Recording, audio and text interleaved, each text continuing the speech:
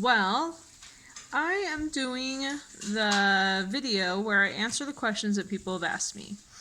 I went through all of my comments for the last probably 2 or 3 weeks and then looked for questions. So I'm going to go ahead and answer them.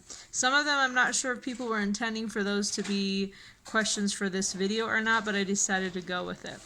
So the first one, and I copied and pasted these into a document, and then afterwards, when I was done, I thought, oh, I should have probably put the person who asked the question, but I didn't, and I didn't feel like going back and rechecking in my comments. So I apologize. And if I somehow miss someone's comment, I am really, really sorry.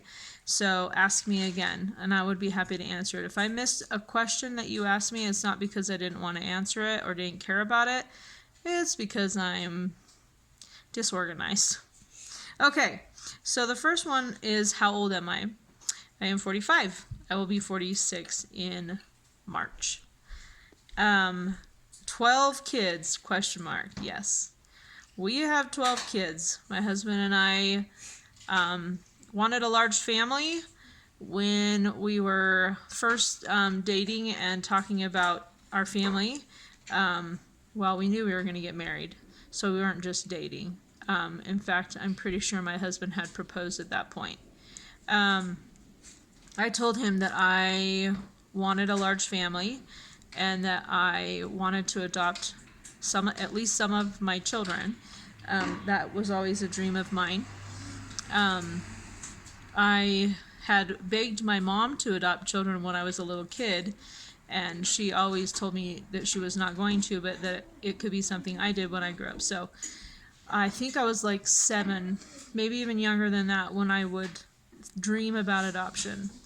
So it was always a big deal to me. So when my husband and I were getting to know each other and deciding what kind of family we were looking for in the future, I told him that if he wasn't interested in adoption, we could not go any further. But he was. So he just was always kind of like, oh yeah, sure, why not? So yeah, we have 12 kids. When we first were talking about how many kids to have, we thought we would have a huge, huge family. And to us, that meant 6 kids. Sorry, my hair is kind of weird. I didn't curl it. I didn't feel like it. As you can tell, I just got out of the shower, blow dried my hair, and went about my business. I did not even bother putting on mascara. I didn't feel like it.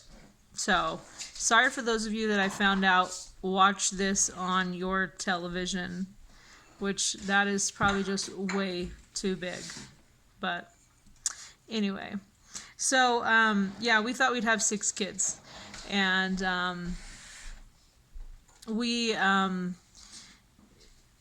early on we had a few miscarriages, and they didn't know why, so I was like, I'm done with this. This is ridiculous. I don't want to waste any more time on this. And so we immediately started adopting, and I was 21 years old when we started our oldest child's adoption, and I turned 22 by the time we brought her home. So we were young. And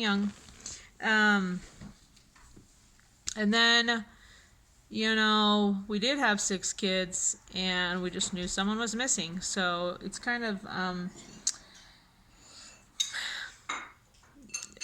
I actually have a video where I talk about all of our kids as adoptions and how they joined our family and what time. So I will try and find that and link to that in the description box.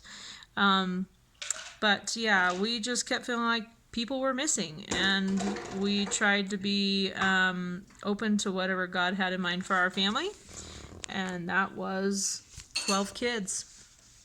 Double what we thought. Let's see. And then another question is, where do we live? We live in Colorado Springs, Colorado.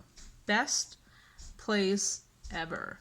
We have 4 seasons, beautiful mountains, really mellow temperatures. Like it can get really cold in the winter, but there's so much sunshine that even when we get a bad storm, within a few days, like 2 or 3 days, it's completely melted. And in the summertime, we are roasting if it gets 90 degrees. We think that's like death. So it's just heaven. It's heaven. We love it here. Okay. Have you tried coconut butter? Now, I'm pretty sure this was not a question for this video, but I realized I never answered that, I don't believe.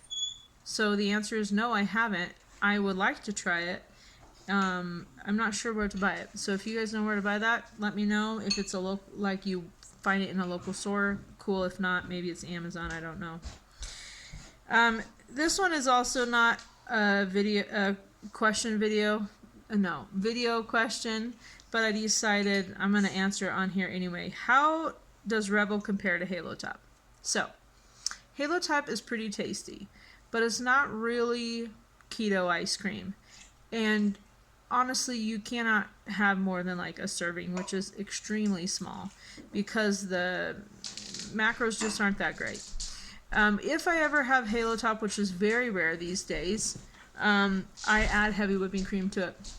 Because it's just, for one, it does not have enough fat, it doesn't have very much protein, and it doesn't use, it uses a lot of regular sugars, and then, I don't even think it uses erythritol, frankly. It's been so long since I've had it.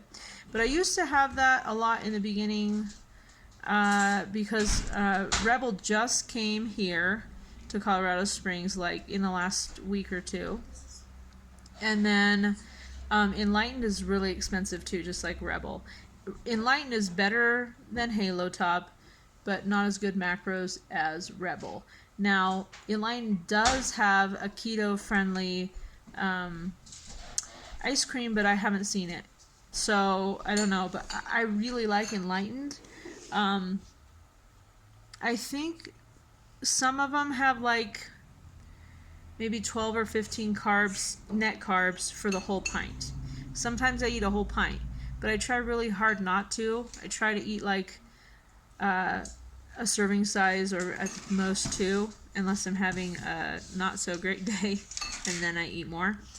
Rebel has excellent macros. It's expensive. I like the way the flavors I've tried taste, except the butter pecan was not my favorite, but it definitely has that fake sugar taste, which Enlightened does not as much, and Halo Top even less, because there's not really many fake sugars in there.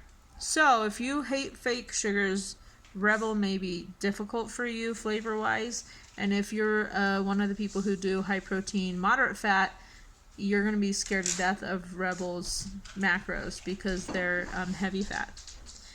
I like it. I can eat a whole pint of Rebel ice cream. Well, actually, no. That's not entirely true.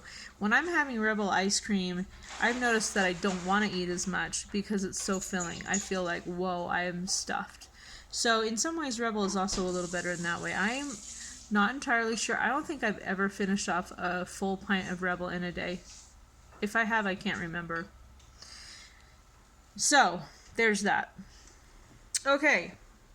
How did your beautiful family come to be? So, we have a couple questions that, another one was, my burning question is, how did you end up with so many kids?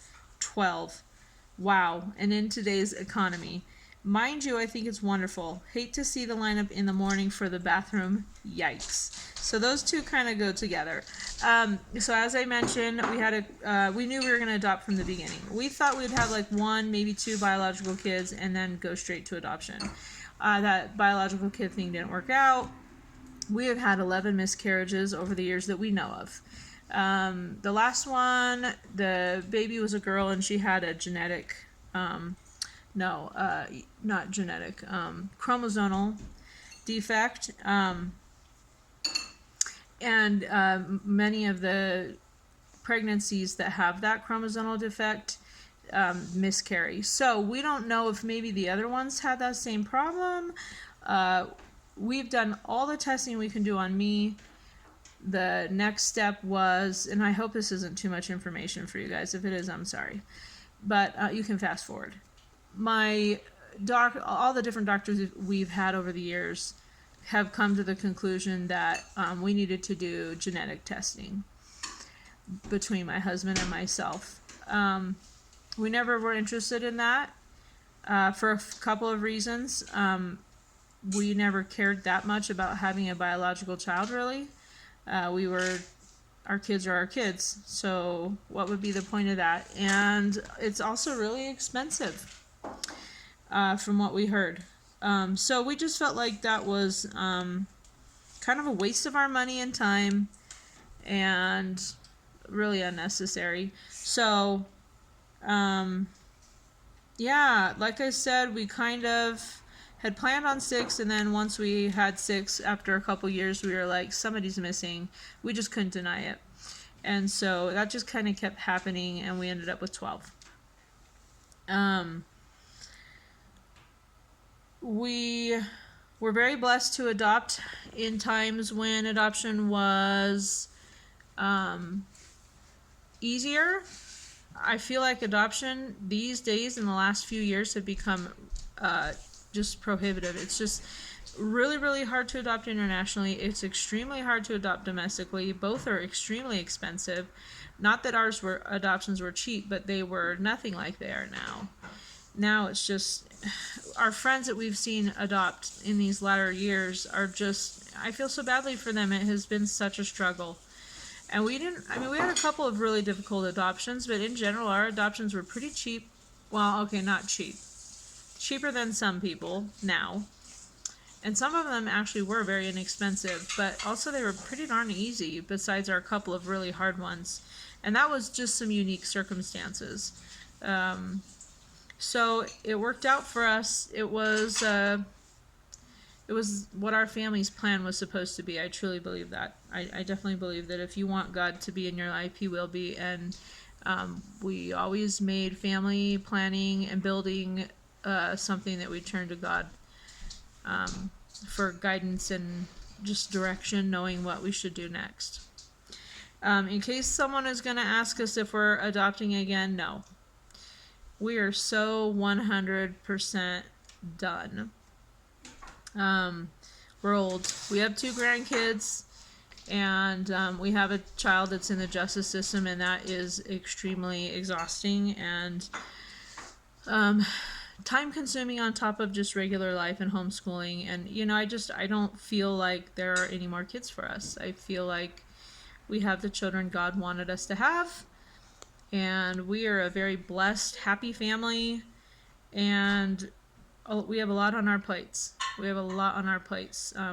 So we're good. So don't ask me that. The bathroom, I'm just going to throw that in. We have 3 bathrooms. My husband and I have a bathroom in our bedroom, of course, and my kids aren't allowed to use that bathroom. Henry does. He's a little on the spoiled side, if you hadn't noticed. But we have a boys' bathroom and a girls' bathroom, and it's actually pretty nice now that we only have 7 kids at home. It works out pretty well. They're pretty good at sharing with each other, and we stagger showers, and ooh, something's popping in the microwave. We stagger the showers and stuff like that. So far it's worked really well.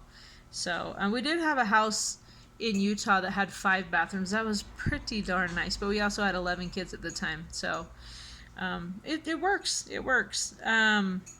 Okay, someone asked how many of our adoptions were international. We have kids from Vietnam.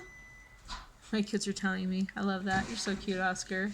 We have Vietnam, Ethiopia, China, Haiti, and then America. So we have 4 kids that were born in America. Am I doing this right? Yeah. 2 from Vietnam, 1 from China, 2 from Haiti, and 3 from Ethiopia. Is that right? Yeah. I did need them, I guess, for making sure I got that all right. So, okay. Now we got a couple of keto questions. Have your taste buds changed on keto? Definitely. I think most people who are on keto can say this, but everything just tastes so sweet. Even today when I was drinking my Soleil water, after I drink some of it, I would drink some plain water. I even thought the water tasted sweet. But sometimes I'll be eating lettuce and I'm like, did somebody put sugar on this? It tastes so sweet to me. So yeah, my taste buds have changed big time. And I crave salty things more than I used to. I'm trying to think what else. What do you guys What do you guys think? Do you think my taste buds have changed noticeably in other ways? Like what, Osk? The mayonnaise. What about mayonnaise? Sweet ones. Well, yeah, that's true. I mean, I do buy jarred mayonnaise, but yeah, I mean, one time I thought it was sweet. A lot of foods like that, sometimes I'm like, did someone put sugar in this? This tastes way too sweet. So I can tell as soon as I eat something when I'm like at a restaurant if there's any bit of sugar in it. Like when we were at the buffet, when I was eating those green beans, I was like, I think they put a little bit of sugar on those green beans, even though they're not supposed to be sugary to the normal person's taste. They're supposed to be like this salty, oniony thing. But yeah, they tasted a little sweet to me, so I wouldn't be surprised if those had a little bit of sugar in them. So yeah, I'm highly sensitive to sugar. I like salty things a lot now. Yeah, and fake sugars used to be really disgusting to me, and now they're not too bad. I don't think they're too bad. Other than sometimes I'm like, that is just way too sweet. Let's see, I lost my spot. Okay, is there something you did not like to eat before and thought tasted gross, and now you eat, and vice versa? I really, really hate eggs. You probably have heard me say that many times, and now, I mean, I will go through phases where I want to eat like 4 hard-boiled eggs, or like truffles. Like most of the time they taste like heaven to me. Every once in a while I've been like a little too eggy. So that's been very strange to me because eggs used to make me gag. Like even just smelling them, they grossed me out. So that's something I can think about. I think I'm a little better about craving vegetables, though I don't eat a whole lot of vegetables, frankly. But I tried to avoid vegetables a lot beforehand, and now I just, they're good to me. I'm trying to think if there's something else. I used to love to eat like donuts and things like that. I think if I ate a donut now, it would gross me out, frankly. I really do. I think a lot of the stuff I used to eat and not think anything of, not only would it make me sick, but I think that it would taste gross to me. I have not had any non-keto food since May 1st. And when I've done keto in the past, I have cheated. I have had my special days where I eat things, or I'm having a hard day, so I'm going to eat something I shouldn't. So I don't think I ever quite trained my taste buds like I have this time. So it's totally different. I think those things would be disgusting to me now. Okay, how long have I been doing keto?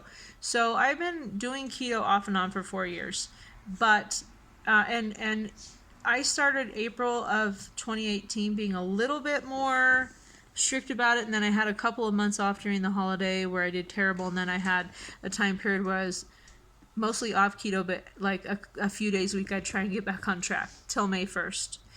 And this is on May 1st, I scared myself with my A1C at my doctor's.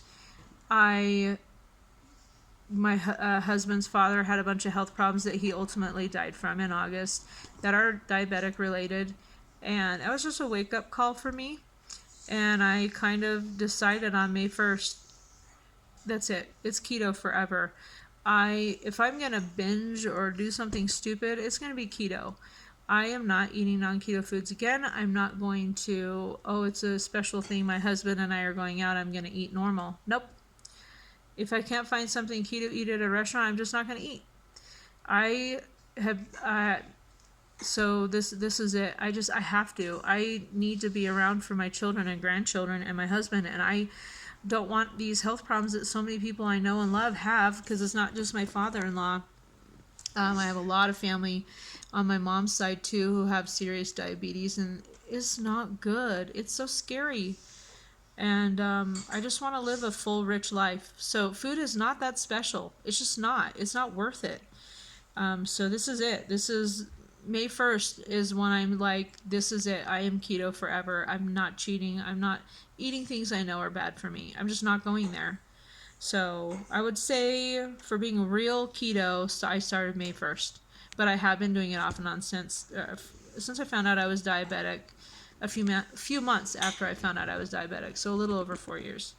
Being the only one doing keto, do you make different meals for your family? Yeah, I do. I try and make food that I can eat too, that they can also have, and then they'll have sides and things that they can all eat without problem, and I obviously don't have those. Sometimes I will make them a meal that is, there's no way I can keto-fy it, nor do I want to, and I'll just make myself something easy. I always have frozen hamburgers that I made up, just got some ground beef and made up frozen hamburgers and stuck them in the freezer. I always have those on hand. I always have tilapia on hand and chicken breast. There's just several things that I have so that if I need something, I can really quickly make myself food and I don't have to worry about what everybody else is eating. But since we have a big family and we live on a very strict budget because my husband's self-employed, we don't eat out a whole lot. We don't have the luxury of getting takeout or anything like that. It's a very rare thing. So I have to cook, or my kids cook, almost every single day. And sometimes I just don't feel like putting the effort in to make a big old keto-ish meal.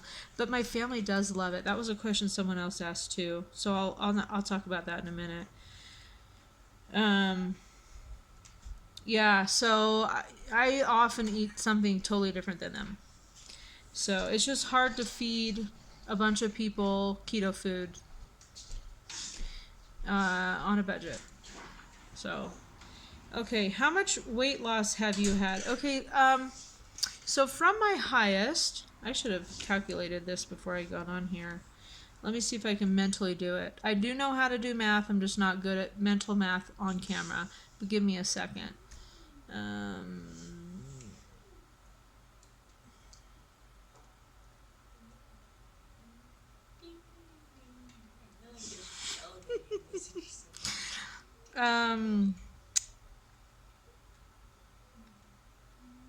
I'm so okay. It's good. It's gonna be like around 65, 68. That's how much weight I've lost from my highest weight. I never actually weighed myself for a long time, years and years ago. But from starting keto, and that would be my highest because I used to do just like calorie counting and stuff. But with keto, it's I think I'm almost at 30 pounds now. So a lot. But I have to say the scale is so lame because I can wear clothes that I couldn't used to wear, that I didn't used to be able to wear when I weigh. Oh, anyway, inches are gone. Lots of inches. I don't measure inches, but I feel like inches is a way bigger success, and that's more obvious anyway. Okay, now I lost my spot again. What other health benefits have you seen from eating this way? I feel like I'm overall more healthy. I feel like my skin looks better, my hair looks better. I have a lot more energy. I feel like I'm a lot more patient with my family and other people than I used to be. I think when I eat carbs, I am a little more volatile. That sounds weird, but just I don't think I manage my emotions as well as I do when I'm on keto. I just feel better. I feel more positive. I'm happier. Yeah, I sleep really well. In fact, I also sleep less. Like sometimes I'll be laying in bed just like, please fall asleep. I should be so tired. Please fall asleep. And I'm not tired because I'm like, I have energy. And I didn't used to. Okay. And obviously I'm controlling my diabetes. That is huge. So that's my most exciting part of all. Let's see. Have any of your children shown an interest in keto, or have any of them tried it out? Actually, I have several children who would love to be keto. We do not let them because they're young and healthy and they don't have any health problems. And I feel like it's a really big balancing act to do it right and to do it in a healthy manner. And it stresses me out to think about them trying to get their macros perfect, their electrolytes balanced, and all these things. I have a hard time doing that for myself. I would be stressed out worrying about them. And I also think that as soon as they were around their friends and eating normal food, that they would get off. And I don't think it's very healthy to get on and off keto. I don't think that's best for our bodies. I think it's confusing to our bodies. And I also kind of am one of those people who feels like severe and strict diets shouldn't be done by children when their bodies are growing and changing and developing. So I could be totally wrong, but that's just my personal feeling. And I don't really feel like any of our kids are unhealthy. And none of them have health problems at all. So I do have a daughter that has told us many times that as soon as she starts college, she will be doing keto. I feel a little like maybe we should let her. She's almost 16. It's kind of her choice. But I'm a little hesitant, and my husband's really hesitant. And he doesn't want her to do it. So I will be surprised if she doesn't do keto when she's older. And she probably will stick to keto too. I'll be surprised if she doesn't. But just for right now, I'm like, let's just hold off. If you want to do that when you're an adult, fine. But my kids love keto food. And if I make a keto dinner, which I do sometimes, they love it and rave about it. And my husband usually does too. It's just that he's like, he doesn't want to be keto. He doesn't want to not be able to eat regular foods. And he doesn't want our kids to be like that either. And I understand. I mean, I don't really either. I'm not entirely sure I would do keto if I didn't have health problems. I think it's a great diet, and it definitely helps you lose weight, but my main reason is for health problems. So maybe my perspective on it isn't a good one. Like, I mean, like, not that my perspective is not a good one, but maybe I'm not a good person to ask because I use it for health. So, is there anything so tempting that you just can't buy it or have it in the house because if you have an emotional or hectic day, you could break and eat it?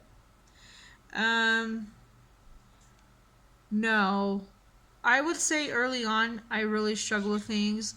For a long time, I would never buy donuts, and we just haven't had donuts in forever, but in the beginning, it was because I could not say no.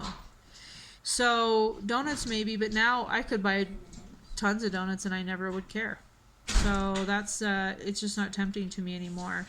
I think seeing what my father-in-law went through has made it so no food is that tempting to me. Every once in a while I'm like, ooh, that homemade roll looks amazing. But then I'm like, and it'll make me feel like garbage, and it'll make my blood sugars bad, and it could potentially make me have eye problems or lose my feet, so I just go that route. As soon as I start feeling tempted by something, I have a lot of keto treats in our house and keto ice cream and things like that, so when I am having a bad day, I can turn to those things. That's why I know some people have a hard time with having those things in their home, keto-friendly things, because they feel like they can't control themselves on those, but I think it's important to have those in your house because if you do have a bad day, that is a lot better thing to turn to than a non-keto thing. So, and you guys have seen that the last couple of days, last few days, not yesterday or today. Wait, did I have? No, yesterday and today I've not had any keto ice cream, but there were like 4 or 5 days in a row. Well, there was one day I did it in that group of days where I had a lot of keto ice cream and it got me through, but it's fine. I don't really, Oscar's telling me how many days, 4. Pretty sure it was 4, then a no ice cream, and then a day of ice cream again, and then 2 days of none. So, yeah. Okay, so then here's another question. What mascara do you use? Right now, none. But when I do mascara, I use L'Oreal Voluminous Curved Brush Blackest Black. If I can't find Blackest Black, I do black. I have a video of how I put on my mascara and show people how I do it. I was born with really long, thick eyelashes. You can't really see them when there's no mascara on. Let's see if I can. I don't know. You can't see it. Well, there you go. Maybe you can sort of see right here. Oscar's in that. So they're blonde. The very part right here is dark, but then all the rest of it's blonde. So you can't really see my eyelashes. But I hate wearing mascara. I hate wearing makeup, and my husband doesn't care if I do either. I married a great guy who's not, well, sometimes he tells me he hates when I get all gussied up. He's just a natural kind of guy. That's what he likes. So if I'm being fancy, I put on mascara, and I think it's like $5. I do not like to spend a ton of money on makeup, and every once in a while I live it up and put on lipstick. But rarely I do that too. It's so funny. My sister is like way into makeups and facials, and I think she's an esthetician. I don't know exactly what it's called, but she has her own little business where she plucks people's eyebrows and does all of these face masks and things like that. And she's like beautiful and knows how to do makeup. And then there's me. And I think I'm like, I don't know. Well, you see my videos. That's me in real life. That's me. I just don't care. Okay. Does a collagen help your knee? I have no idea. I know collagen is supposed to help with joints and things like that. I don't know. I do feel like my hair is getting a little thicker and better. But I've been taking the collagen and biotin pills for months and months. Actually, no, I've been taking them for like well over a year. Probably a year and a half. And I just started that keto collagen protein powder. And I think it's been a month now. This is really hard for me to tell. My brother told me about some pill that I could take that helps with, he's like, if you're going to keep running down hills, you really need to get this supplement. I forgot what it was called. I need to message him, but he's a nurse practitioner, so he knows what he's talking about. But he was like, really, please promise me you'll take care of your joints. And I was like, yeah. I looked at it at one point at Walmart. It was like $20 for a bottle. And I was like, well, forget that. So I probably should at some point. I don't know. Anyway, so this is really long. It's like 32 minutes. So if you made it through this whole thing, you're amazing. And my favorite. You're my favorite. If you have any more questions, go ahead and ask, and I can do another video in the future. But thank you very much for your questions and for sticking through this very long video.